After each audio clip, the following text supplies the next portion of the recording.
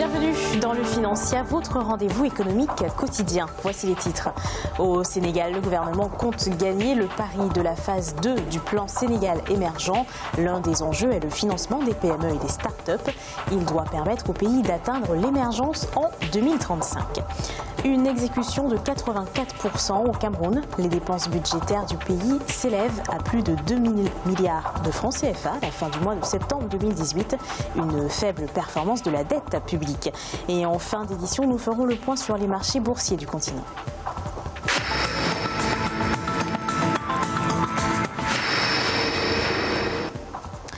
La phase 2 du plan Sénégal émergent est entamée avec à la clé des promesses de financement de l'ordre de 7 356 milliards de francs CFA. Le gouvernement est soutenu par la Banque mondiale qui lui a accordé 104 milliards de francs CFA. Victoria Setti. Dans le cadre du deuxième programme de financement de ces réformes structurelles et multisectorielles, le gouvernement sénégalais a récemment obtenu de la Banque mondiale un appui budgétaire de près de 104 milliards de francs CFA. L'enveloppe devrait contribuer à l'exécution de la phase 2 du plan Sénégal émergent. L'engagement que l'État du Sénégal a pris auprès des bailleurs de fonds a consisté à leur donner des gages au niveau de l'État, au niveau du secteur privé pour plus de compétitivité. Le financement porte entre autres sur plusieurs projets, notamment le développement des capacités de plus de 200 000 enfants de moins de 5 ans et sur l'amélioration de l'employabilité des jeunes via l'apprentissage non formel pour plus de 20 000 apprentis et 400 maîtres apprentis. Aujourd'hui, les taux de chômage au Sénégal sont connus, on parle de 15%. Ce n'est que justice s'il y a un programme qui s'adresse au secteur privé informel. On ne fait que réduire le taux de chômage de cette frange de la population qui souvent est exclue, marginalisée parce que ne relevant pas du système de formation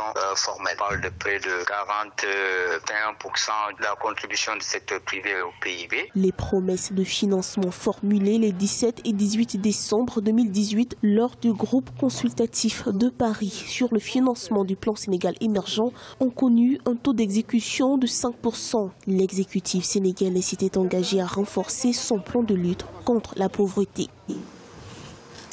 Émettre des obligations samouraï pour un montant de 2 milliards de dollars. Il s'agit du projet du gouvernement égyptien. Ces obligations ont pour but de rembourser les dettes de la compagnie pétrolière nationale égyptienne. La dette extérieure du pays s'élevait à 92,64 milliards de dollars à la fin de l'exercice 2017-2018. Les besoins d'emprunt du pays pour le remboursement de la dette extérieure s'élèvent à 10,51 milliards de dollars durant l'exercice en cours.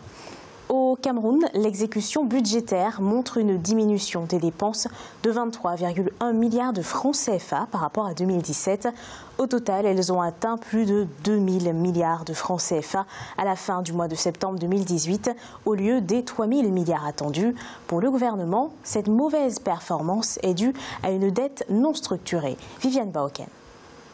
Selon les données du ministère des Finances, les dépenses budgétaires totales du Cameroun se sont élevées à 2 959,7 milliards de francs CFA à septembre 2018 contre 2 982,8 milliards de francs CFA à fin septembre 2017, ce qui représente une diminution de 23,1 milliards entre les deux périodes. Ça peut se comprendre parce que ce qu'il faut savoir, c'est que le budget s'exécute sur la base des prévisions de recettes. Ça, c'est la première chose. Et la deuxième chose, les prévisions de dépenses ne sont pas toujours des objectifs à atteindre à tout prix. C'est généralement des plafonnements. Donc, il semble donc que ce qui est arrivé, c'est que finalement, le gouvernement n'ait pas atteint le niveau de mobilisation de recettes qu'il escomptait durant la période des 9 premiers mois de 2018. Toujours selon les données du ministère des Finances, les dépenses étaient prévues à hauteur de 3 518,5 milliards au cours de la même période, sous revue contre l'exécution réalisée à 84,1%. Pour les experts, cette exécution des dépenses présente une incidence sur le budget de l'État. Déjà, quand on a un budget qui est structuré de manière déficitaire, ça veut dire qu'automatiquement, les dépenses qu'on envisage de faire ne trouvent pas les ressources adéquates et qu'on doit emprunter pour combler le vide. et que dans le même temps, on ne parvienne pas à exécuter complètement le budget, je pense que ça peut poser un certain nombre de problèmes. Et on s'est rendu surtout compte que le gros des goulots d'étranglement, c'est dans des domaines stratégiques, comme les domaines, par exemple, de l'investissement spécifique, qui, eux, continuent toujours de souffrir des problèmes d'exécution, soit parce que les problèmes ne sont pas suffisamment maturés, soit parce que l'analyse des projets prend parfois un peu plus de temps. L'exécution budgétaire des 9 premiers mois de 2018 indique que les performances du service de la dette publique ont été exécutées à hauteur de 54,7%. Une mauvaise performance qui, selon le ministère des Finances, est due à la dette non structurée qui a fait l'objet d'un audit. Le Burkina Faso va investir 61 millions de dollars pour lutter contre l'insécurité alimentaire en 2019. Cette somme doit permettre l'application de mesures appropriées pour venir en aide aux personnes défavorisées. Près de 3,8 millions de personnes sont en situation de stress alimentaire et plus de 20 000 personnes sont en urgence alimentaire. Le pays a été touché par un déficit céréalier en 2018. Plusieurs milliers de Burkinabés étaient entrés en situation d'insécurité alimentaire. Les autorités tablent sur une hausse de 21,9% des récoltes céréalières pour la campagne agricole 2018-2019.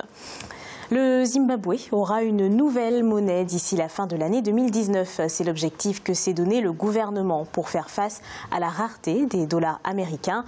L'économie du pays s'est effondrée, ses avoirs extérieurs en dollars ont diminué, entraînant une baisse de la monnaie fiduciaire. Les billets disponibles dans l'économie réelle.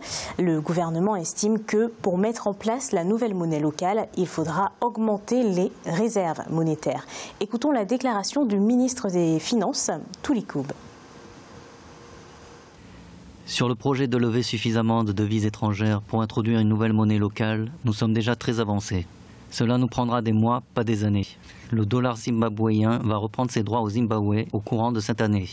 Aujourd'hui, le pays a bien avancé dans ses efforts pour rassembler suffisamment de devises étrangères pour lancer notre propre devise.